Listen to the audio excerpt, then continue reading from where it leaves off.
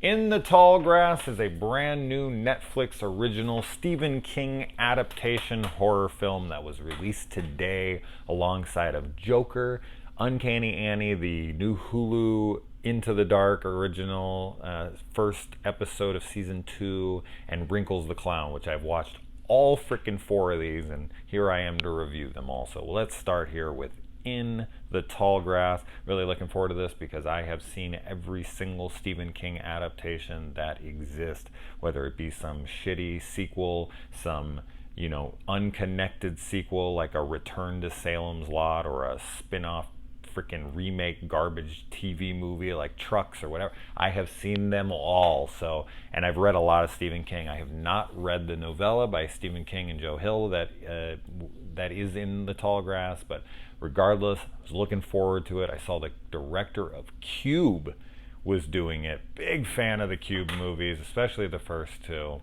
But he directed the first one, and I was like, oh, interesting. He's done stuff since, like Cypher and Splice and such, but I'm a big Cube fan, and I was like, ooh, him directing a Netflix original King adaptation. I've liked every King adaptation they've done, from 1922 to Gerald's Game, So I was like, all right, bring it on. And this is about a young a brother and a sister. It looks like a couple when it starts, but then you find out the brother and sister. I was confused for a minute in the opening. Still, I guess him, but no. A young couple of people. How about that? I'll try to fix my own mistake. And they are traveling, and the woman is pregnant, and she gets sick, so they pull over to the side of the road for the moment, next to the tall grass. And while she's out there vomiting and kind of trying to get her bearings again, they hear a young boy calling for help out in the tall grass. And so they wander out because the kid sounds really close. He sounds like he's right there. And when they get into the tall grass, it's easy to get in. It's extremely difficult to get out. Now, I do want to preface this before I give my opinion, and I'm sure you'll probably be able to guess where my opinion is heading because I'm going to say this.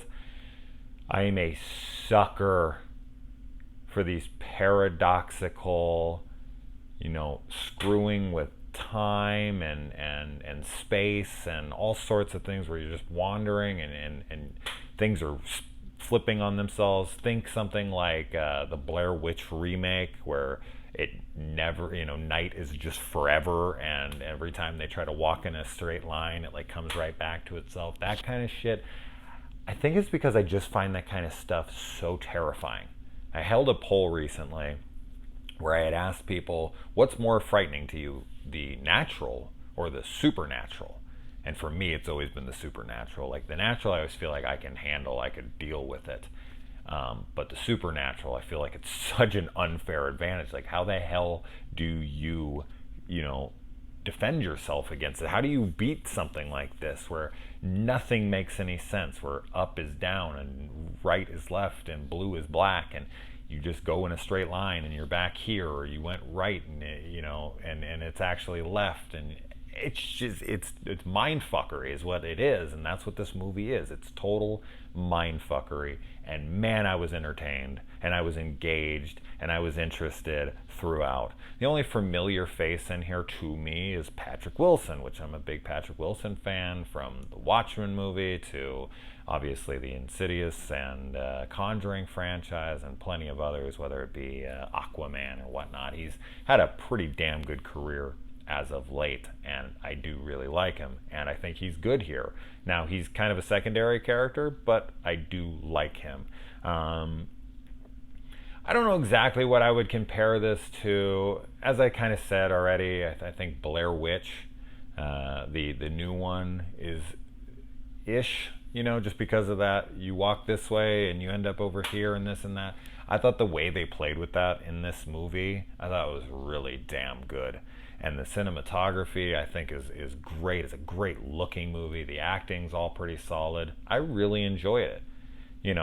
I think, of course, like any movie, your mileage may vary. I saw some very, very unhappy people online talking about this movie, but that's, with any film.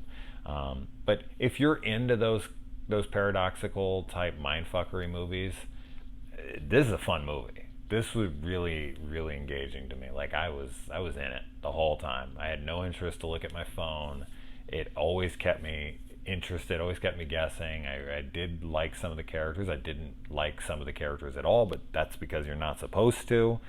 Um, but yeah, overall, man, it was a fun time, and I look forward to hearing what people are going to think about this one. I have a feeling it's going to be pretty split. Unfortunately, I know there are people who look at a movie like this and they always think like, "Oh, those are just stupid decisions," and it's like the stupid decisions. I don't get that. Like you hear a kid calling you from right out in the thing, and he's like, "Oh my God, help me!" This and that. You're gonna go in. I saw somebody being like, "Oh, you just call the police and stand there." If he's fucking 10 feet in front of you, you're not going, you're just going to call the police and sit there and wait as this kid's like crying out, "Please help me, I'm scared." Bullshit. Of course you're going to walk in. And then what? What dumb decision was made from that point on in the movie? Nothing makes any sense. You can't freaking combat against something like that. How can you make a dumb decision when every decision you make is the wrong decision? So that I was getting annoyed reading through other people's opinions on this movie, being like, that's not dumb decision making. So there will be some people who watch this and be like, "Oh, that was a stupid decision." Okay, genius, what would you do? Please let me know. I'm curious. If you watch this movie already and you're in the agreement on that, please tell me what you would have done. Tell me what you would do in this insanely impossible situation.